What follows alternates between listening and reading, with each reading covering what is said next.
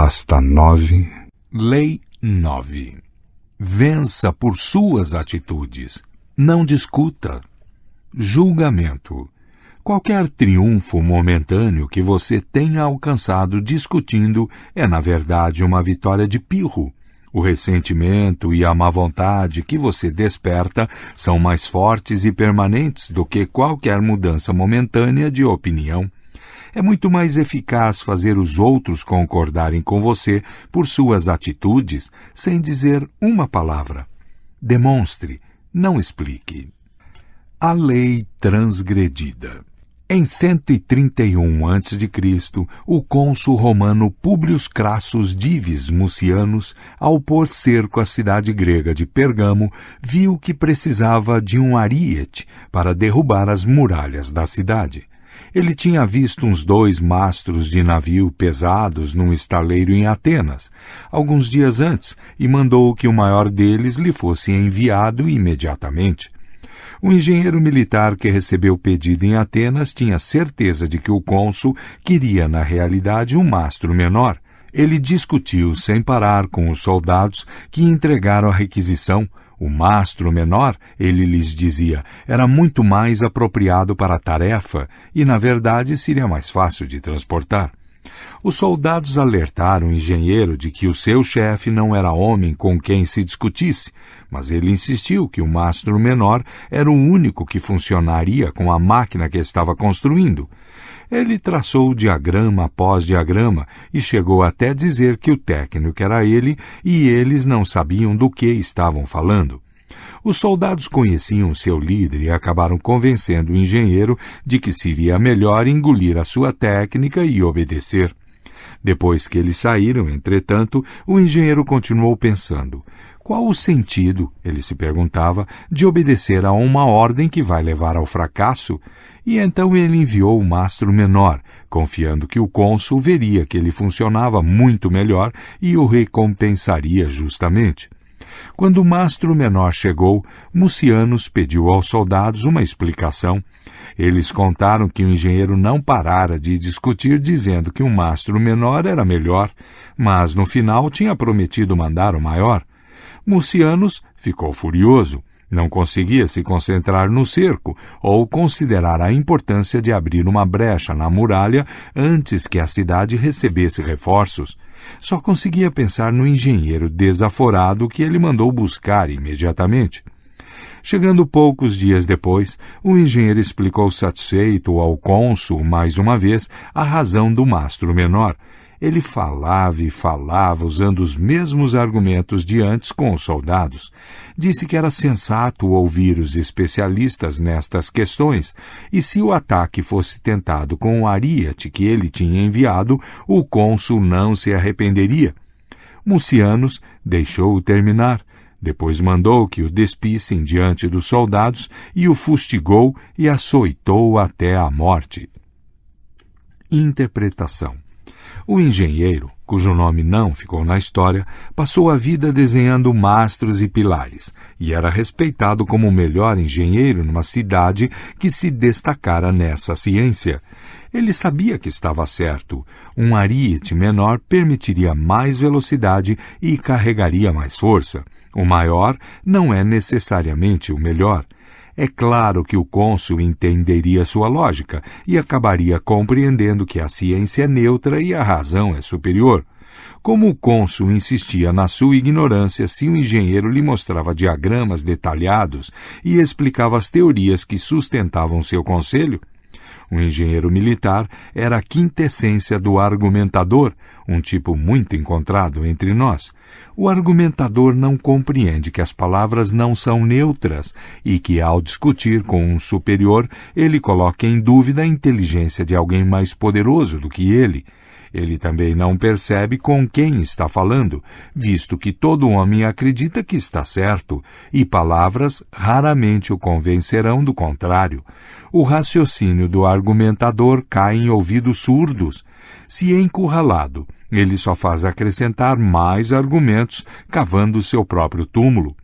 Depois de fazer a outra pessoa se sentir insegura e inferior na sua crença, nem a eloquência de Sócrates salva a situação. Não se trata apenas de evitar discutir com quem está acima de você. Todos nós acreditamos que somos mestres no reino das opiniões e dos raciocínios. Você precisa tomar cuidado, portanto, aprenda a demonstrar a certeza das suas ideias indiretamente. A lei observada. Em 1502, em Florença, na Itália, havia um enorme bloco de mármore no departamento de obras da igreja de Santa Maria del Fiore. Tinha sido antes um magnífico pedaço de pedra bruta, mas um escultor desajeitado fez um furo por engano onde deveriam ficar as pernas da figura, mutilando-a. Piero Soderini, prefeito de Florença, pensou salvar o bloco, colocando nas mãos de Leonardo da Vinci ou algum outro mestre, mas desistiu porque todos concordavam que a pedra estava arruinada. Portanto, apesar do dinheiro gasto com ela, estava lá acumulando poeira nos corredores escuros da igreja. As coisas estavam neste pé quando alguns amigos florentinos do grande Michelangelo resolveram escrever ao artista, que vivia na época em Roma. Só ele, diziam, poderia fazer alguma coisa com o mármore, que continuava sendo uma magnífica matéria bruta. Michelangelo foi até Florença, examinou a pedra e chegou à conclusão que de fato poderia esculpir uma bonita figura, adaptando a pose para a forma como a pedra tinha sido mutilada. Soderini argumentou que era perda de tempo, ninguém seria capaz de salvar tal desastre, mas finalmente concordou em deixar que um artista trabalhasse nela. Michelangelo decidiu que retrataria Davi jovem, empunhando a funda. Semanas mais tarde, quando Michelangelo estava dando os últimos retoques na escultura, Soderini entrou no estúdio. Fazendo-se de conhecedor, ele analisou a enorme peça e disse a Michelangelo que, embora achasse um trabalho magnífico, o nariz, ele julgava, estava grande demais. Michelangelo percebeu que Soderini estava em pé, bem debaixo da figura gigantesca, e não tinha uma boa perspectiva. Sem dizer uma palavra, acenou para Soderini acompanhá-lo subindo no estrado. Alcançando o nariz, ele pegou o cinzel e um punhado de pó de mármore que ficara depositado sobre as tábuas. Com Soderini apenas poucos centímetros abaixo dele no estrado, Michelangelo começou a bater levemente com o cinzel, deixando cair aos poucos o pó que tinha na mão. Na verdade, ele não fez nada para mudar o nariz, mas aparentou estar trabalhando nele. Passado alguns minutos nesta charada, ele se afastou. Olhe de novo. Ficou melhor, respondeu Soderini. Você lhe deu vida. Interpretação. Michelangelo sabia que, alterando o nariz, poderia arruinar toda a escultura, mas Soderini era um patrono que se orgulhava do seu julgamento estético. Ofender um homem como este, discutindo com ele, não traria nenhum benefício para Michelangelo e ainda colocaria em risco futuras encomendas. Michelangelo era esperto demais para discutir. Sua solução foi mudar a perspectiva de Soderini, literalmente aproximá-lo mais do nariz, sem que ele percebesse que esta era a causa da sua má percepção. Felizmente para a posteridade, Michelangelo encontrou um jeito de manter inalterada a perfeição da estátua e, ao mesmo tempo, deixar que Soderini acreditasse que ele a havia melhorado. Esse é o duplo poder de vencer com atitudes e não discutindo. Ninguém se ofende e você prova que está certo. As chaves do poder. Na esfera do poder, você deve aprender a julgar seus movimentos por seus efeitos a longo prazo sobre as outras pessoas. O problema em tentar provar que está certo ou conseguir uma vitória com argumentos é que, no final, você nunca tem certeza de como isso afeta as pessoas com quem está discutindo. Elas podem parecer concordar com você por educação, mas intimamente ficam magoadas, ou talvez algo que você disse inadvertidamente até as ofendeu. As palavras têm uma insidiosa capacidade de ser interpretadas de acordo com o estado de humor ou insegurança da outra pessoa. Até mesmo o melhor argumento não tem fundamentos sólidos, pois todos nós desconfiamos da natureza escorregadia das palavras. E dias depois de concordar com alguém, com frequência voltamos à nossa antiga opinião só por hábito. Compreenda isto. Palavras custam um tostão a dúzia. Todos sabem que no calor da discussão, nós todos falamos qualquer coisa para defender a nossa causa. Citamos a Bíblia, mencionamos estatísticas não averiguáveis. Quem se convence com essas bolhas de ar? Atitudes e demonstrações têm muito mais poder e sentido. Elas estão ali, diante dos nossos olhos. Sim, agora o nariz da estátua parece correto. Não há termos ofensivos, nenhuma possibilidade de mal-entendidos. Ninguém pode discutir com uma prova visível. Como Baltazar Gracian observa, a verdade é geralmente vista, raramente ouvida. Sir Christopher Wren foi a versão inglesa do homem renascentista. Ele havia dominado as ciências da matemática, astronomia, física e fisiologia. No entanto, durante a sua carreira extremamente longa, como o mais famoso arquiteto da Inglaterra, seus patronos com frequência lhe diziam para fazer alterações pouco práticas em seus projetos. Nem uma só vez ele discutiu ou o ofendeu. Tinha outras maneiras de provar que estava com a razão. Em 1688, Wren projetou um magnífico prédio para a prefeitura da cidade de Westminster. O prefeito, entretanto, não ficou satisfeito. De fato, estava nervoso. Ele disse a Wren que temia que o segundo andar não estivesse firme e que pudesse vir abaixo destruindo o seu escritório no primeiro andar. Ele exigiu que Wren acrescentasse 2 colunas de pedras como um apoio extra. Wren, excelente engenheiro, sabia que estas colunas não serviriam de nada e que os temores do prefeito não tinham fundamento. Mas ele as construiu e o prefeito agradeceu. Só anos mais tarde é que os operários em cima de um andaime alto viram que as colunas terminavam pouco antes do teto. Eram falsas, mas os 2 homens conseguiram o que desejavam. O prefeito pôde relaxar e Wren garantiu que a posteridade soubesse que o seu projeto original funcionava e que as colunas eram desnecessárias. O poder de demonstrar a sua ideia é que os seus adversários não ficam na defensiva e, por conseguinte, estão mais dispostos a ser convencidos. Fazê-los sentir literal e fisicamente o que você quer dizer é muitíssimo mais eficaz do que discutir. Um sujeito, certa vez, interrompeu Nikita Khrushchev, no meio de um discurso em que ele denunciava os crimes de Stalin. "O senhor foi colega de Stalin?" gritou o sujeito. "Por que não o impediu na época?" Khrushchev, aparentemente, não podia ver o cara e rosnou. "Quem disse isso?" Ninguém levantou a mão. Ninguém moveu um músculo. Passados alguns segundos de tenso silêncio, Khrushchev disse com voz tranquila: "Agora você sabe por que eu não o impedi."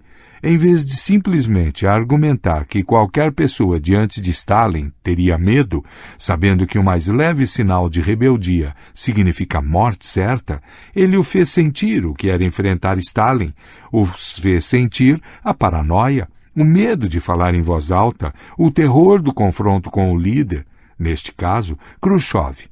A demonstração foi cabal e não se discutiu mais. A forma de persuasão ainda mais eficaz do que a atitude é o símbolo.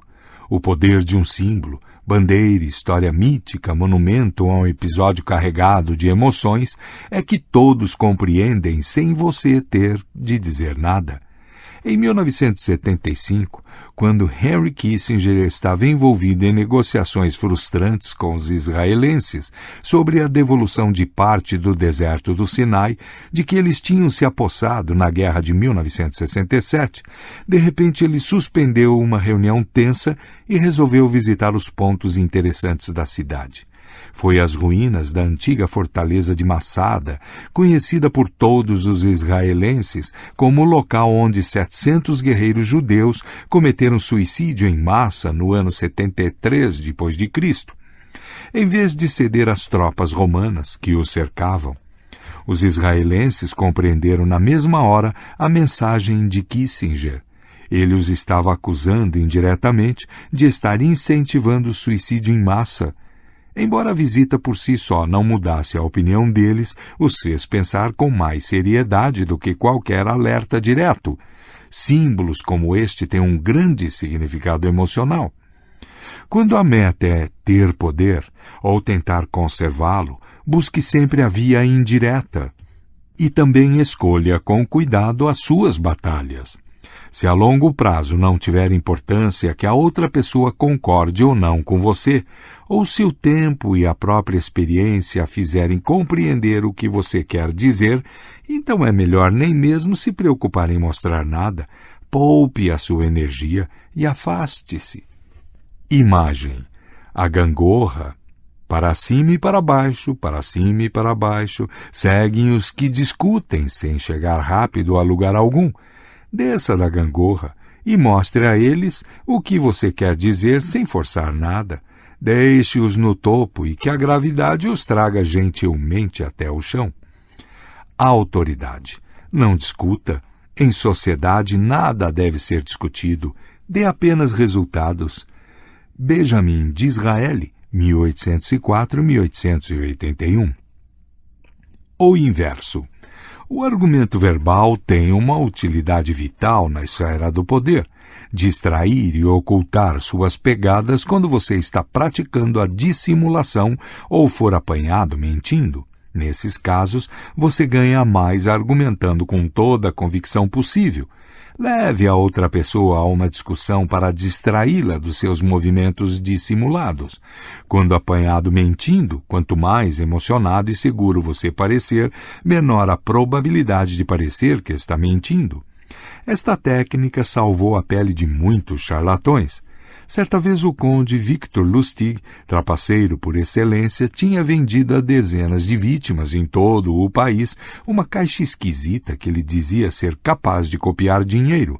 Vendo que tinham sido enganadas, as vítimas em geral preferiam não procurar a polícia para não se arriscarem ao constrangimento do caso tornado público. Mas um xerife, Richards, de Ramsey County, em Oklahoma, não era o tipo de homem que aceitasse ser lesado em $10.000, e uma manhã seguiu Lustig até um hotel em Chicago. Lustig ouviu baterem à porta. Ao abrir, viu o cano de uma espingarda. — Qual é o problema? — perguntou ele calmamente. — Seu filho da mãe! — gritou o xerife. — Eu vou matá-lo! Você me enganou com aquela sua caixa. Lustig fingiu não entender. — Quer dizer que não está funcionando? Perguntou. Você sabe que não está, retrucou o xerife. Mas isso é impossível, disse Lustig. Não tem como não funcionar. Você usou como devia?